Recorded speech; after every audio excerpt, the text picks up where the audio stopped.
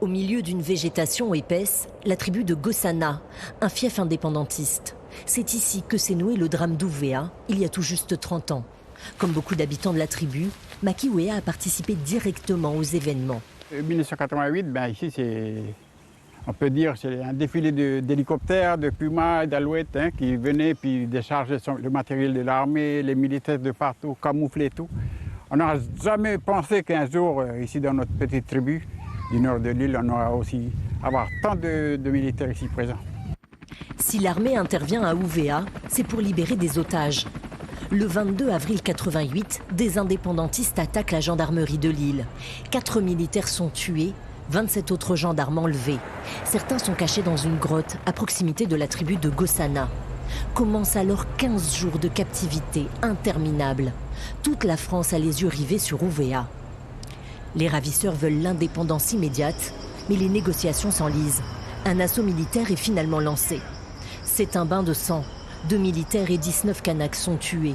D'après les autopsies, certains ont été exécutés d'une balle dans la tête.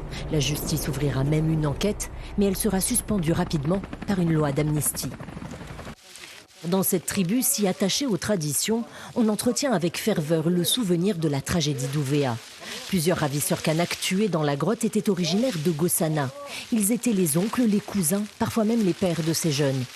À leur tour, aujourd'hui, ils militent pour l'indépendance. Pour nous,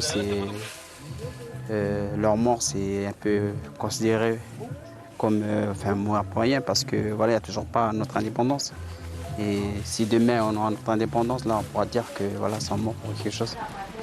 30 ans plus tard, dans la petite tribu, l'annonce de la venue d'Emmanuel Macron à Ouvéa est vécue comme une provocation. Ils sont morts à cause de l'armée française.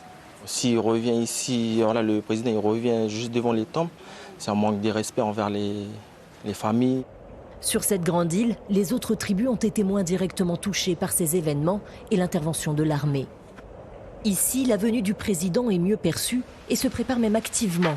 En plein week-end, les équipes municipales refont une beauté à ce mémorial devant lequel Emmanuel Macron devrait s'incliner.